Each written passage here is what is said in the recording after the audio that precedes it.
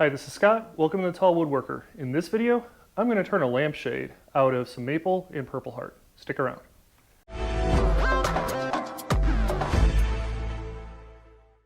So in 2020, with all the working from home and basically being confined to our homes for such a long time, my wife and I decided to do some redecorating in our great room and basically flip-flop our living room area and our dining room area. Unfortunately, the dining room had a chandelier over it that's hardwired in, and now where our dining room table is, we don't have any good source of light. It's by a window, so during the day it's fine, but at night it gets a little dark over there. So we were thinking of just getting a pendant lamp to hang, but then I thought, well, why buy when I could try to make something? And that's what I'm going to be doing in this video here. So I went to my local hardwood store and picked up a couple of these really large figured maple bowl blanks. I've got one that's 10 inches by 3.5 inches and one that's 9 inches by 2.5 inches. And I thought I could accent these by sandwiching a purple heart disc that I cut out with my jigsaw in between. And somewhere in here is the lamp that I'm going to make. I still don't know exactly the overall dimensions of it, the shape I'm going to go for, but I figure this is one of those things that we can do as we go along. I am basically maxing out the size of my lathe. It has a 10-inch swing, and this is a 10-inch disc. But I found the center point already and mounted my faceplate to it. So let's go over to the lathe, start turning this piece down. Basically, don't want to glue all this up together and then have a very unbalanced piece on there. So we're going to glue these up piece by piece, squaring off the outside face before gluing the next piece onto it. So let's get started. I forgot to mention this before, but keep in mind through this whole project, I'm essentially turning a large layered wood bowl. And once it's finished, I'm going to drill a hole in the bottom to accept the bulb socket. Once I realized this was all I was doing, the techniques used were ones that I've used in the past. I don't show it in the video, but I really did max out the capacity of the lathe. Even these round blanks aren't perfectly round, so there were a few areas that scraped just a bit on the bed of the lathe. I made sure to get those areas turned away first before starting to even out the rest of the outside. On this first piece, it's not critical to start any shaping, just to make sure that the blank is as balanced as I could possibly make it to prevent any vibrations. Once the outside was evenly shaped, I worked on squaring up the face before the first glue up.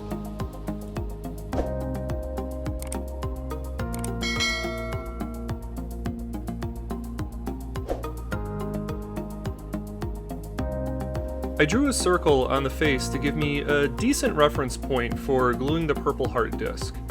I applied a liberal amount of glue to both faces, then proceeded to put the disc on as close to centered as I could. I then used the tailstock to hold the disc in place, clean up the glue squeeze out, then used as many of my quick clamps as I could fit before letting the glue dry overnight.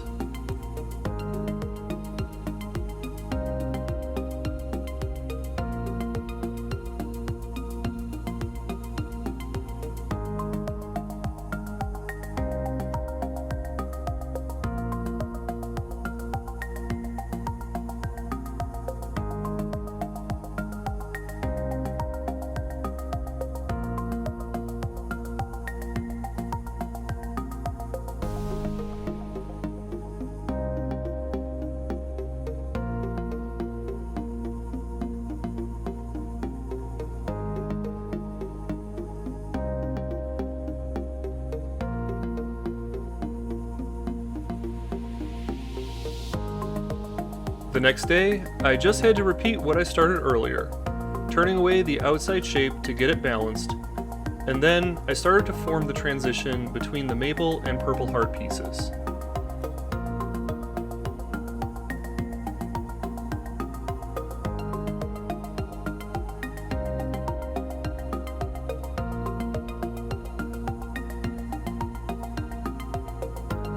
Throughout this project, you will see me switch between a steel bowl gouge and carbide tip tools. Part of this is because I'm still not experienced with the steel tools, And part of it is because, well, I only have one steel bowl gouge, and getting that into some areas that I needed to was just not always possible.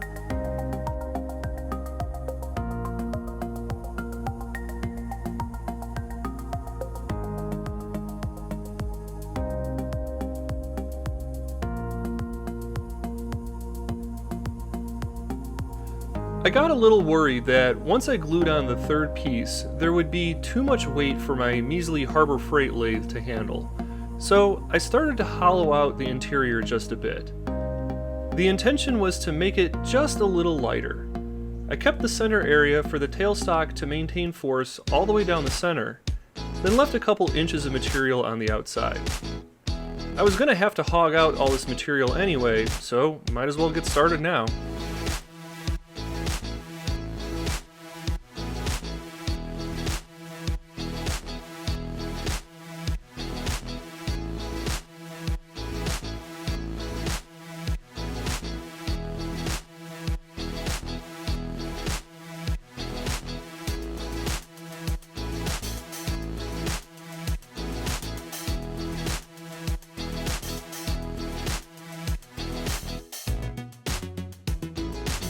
After getting a decent amount of the material hogged out, it was time to square off the face again and do the second glue up.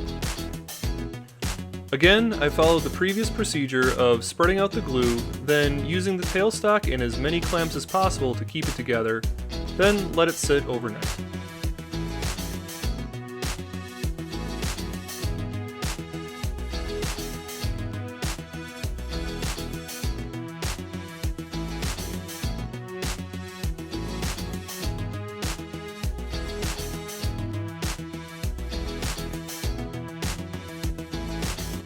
Okay, so it's day 3. I've got the second piece of maple glued up on here. I've already declamped it, as you can see, and I've turned it on already. It's not as unbalanced as I thought it was going to be. So we're going to go ahead and shape this final section down, get it balanced out, even it up with the purple part, and then we will start doing the rough shaping of this. So far, things are looking pretty good with this. In this shot, you could see just how little room I had for the banjo to fit between the workpiece and the tailstock. That's what happens when you max out your lathe. As I start to shape the top of the lamp, I can start moving the banjo closer to the headstock. But even then, I was using the very end of my tool rest.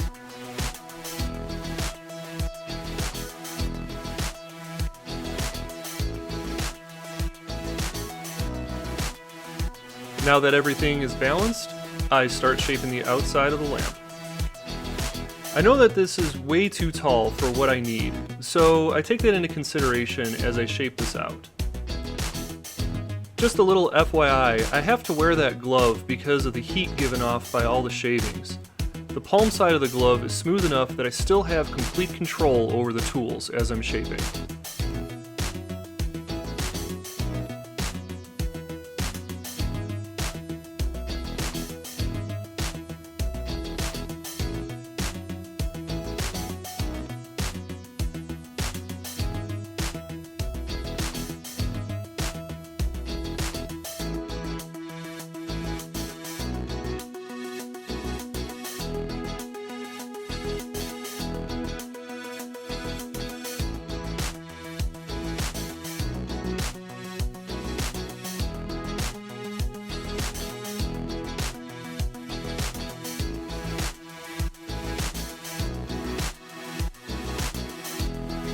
Once I'm happy with the overall shape of the outside, I cut out a mortise so I can mount the piece to my 4 jaws, and then I can shape the bottom side.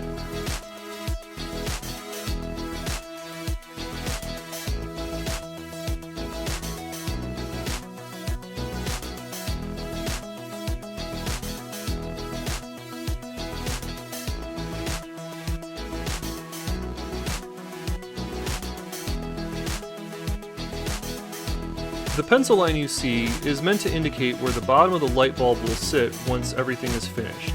I don't want to remove any more material than that. So now I begin the process of making a huge mess of maple shavings to remove the excess from the bottom. And it honestly didn't occur to me until I was editing this video that I should have at least tried to cut off that bulk with a saw. At least then I could have had enough wood to make a platter or something. But I'm an idiot and didn't think that far. I mean, they say hindsight is 20/20, right? I'm pretty sure that while I was at this point, I was thinking that I could have used a parting tool, but the one I have, I just don't trust for something this big.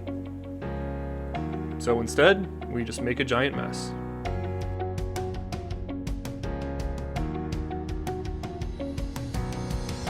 Since I know I have the center column going all the way through from the previous hollowing, I decided to keep that for as long as possible while I clear out the inside.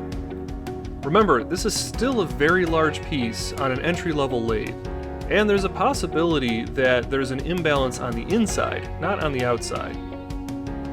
So I'll keep that tailstock in place until I'm sure that the inside is nice and balanced as well. When I feel like I'm getting close to the area I stopped hollowing out before, I start taking lighter passes, and I even stopped the lathe a few times to knock on the surface so I could hear how thin the wood was getting.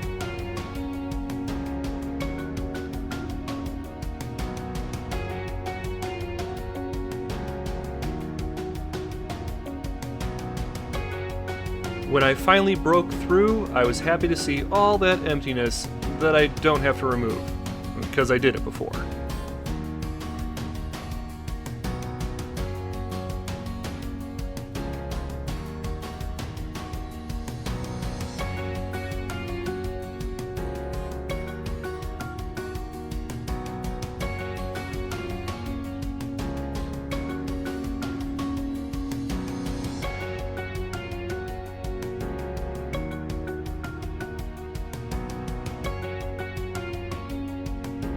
When I got to the point where I felt comfortable with the balance of the project, I took off the tailstock, removed the center column, and then finished hollowing out the lamp.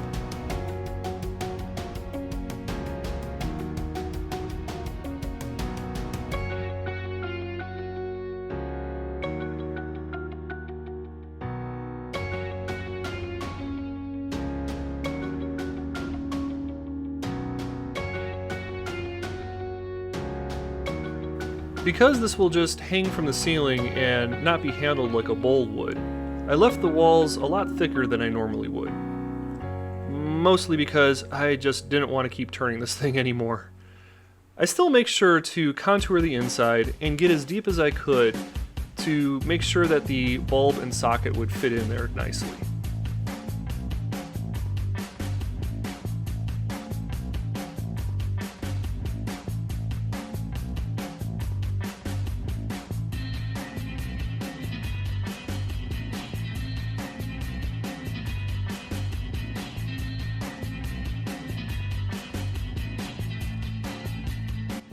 Okay, day 4, I think, started losing track. Finally got the shape that I want, so I've been doing some sanding on this. Now, because the lower portion is a little bit lower grade of wood than the top portion, it's not sanding as beautifully as I'd want to. There's these rough spots that you can see here and a little bit down here, and they're hard to sand over because the lathe is constantly turning in this direction, so the sanding action is going this way. It very much feels like a cat. So as I run my hand over it this way, it feels nice and smooth. But come this way and I can feel my fingers catching on the wood grains. So if I had a lathe that could spin in the opposite direction, which they do, I could counteract that and smooth it out faster. But I'm basically just going to be diligent with this. I've got the sanding attachment on my right angle drill here. We're just going to keep at it until it finally feels smooth enough. So yeah, let's get going with that. I really like using the right angle drill to use the sanding disc attachment. I've tried using those kinetic sanding ones in the past, and they do work, but not quite the way I like. With this, I can concentrate more on the area I'm sanding and not on the technique needed to make sure that the disc spins in the right direction, like you do with those kinetic sanders.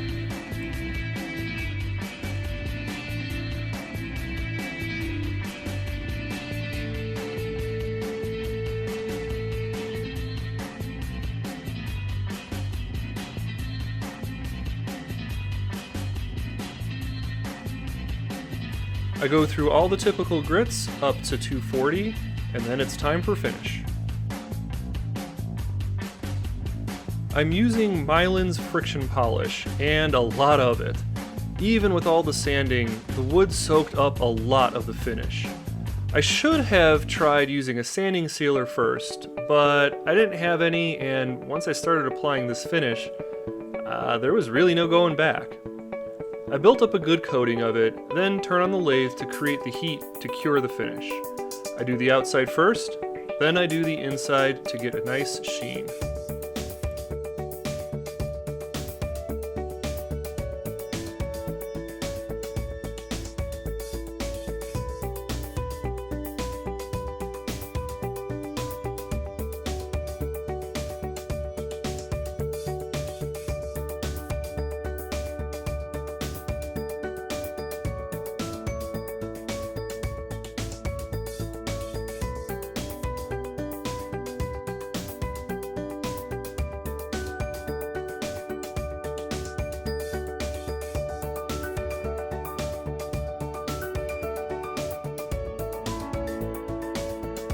Okay, so at this stage we've got the final coat on it with the Mylan's friction polish. And you might be wondering, well, how do you turn a bowl into a lampshade? Well, easy. You drill a hole in it. So I've got the center point for a hole saw already mounted into the lathe here. All I'm gonna do is poke the hole through the wood and then stop. I'm not going to drill the hole on here, I just want to figure out where that center point is when I dismount this from the lathe. Then we'll go ahead and use the actual hole saw attachment to drill the rest of the way through. So let's go ahead and take care of that. And after all that work, I almost drop the thing as I remove it out of the chuck. That would have really sucked. And so there is the overall shape of my lampshade. Now, I still got to drill the hole in here, which will cut this extra recess. I actually forgot that that existed in there. So the hole saw should cut that away, and then we'll have our spot to mount our lamp module. So the size of the hole saw didn't quite clear out all the extra material, but it did help support the cut, making sure it went through straight. After the hole was made, I used the sander to grind away the excess until flat, and then I did a test fit of the socket. In my living room, I hung the socket from the ceiling, mounted on the shade, and then installed the bulb.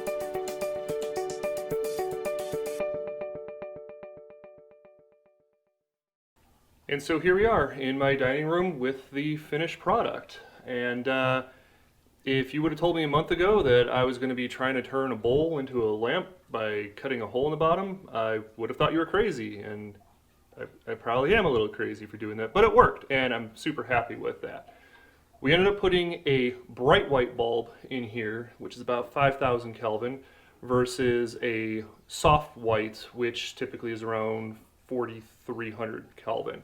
I didn't want it to cast too much of a orangey or yellowish tint, especially with the maple in there. It might reflect off there and create an even more yellow or orange tint casting down there, so that's why we went with the white bulb. I hooked it up to our home automation system, so with a simple push of a button, this will turn on, and it casts a wonderful glow actually on our dining room table. And if I want to, I can even double tap the button, and that will dim it down for a nice ambiance in the nighttime. So what do you think? Do you like it? Do you dislike it? What would you do differently? I bet you never thought about turning a bowl into a lamp by drilling a hole in the bottom, because I certainly didn't until about a month ago. So yeah, we really like the way that this looks. Leave a comment below with your thoughts, and be sure to give the video a like if you did like what you saw here today. And also be sure to subscribe. I've been doing a fairly decent job of maintaining my one video every 2-week release cycle, and I got a couple of big projects that are coming up in the next few weeks, so be sure you're subscribed and think about turning on those notifications if you're interested in seeing those. So until next time, thank you for joining me in my shop and my dining room. See ya.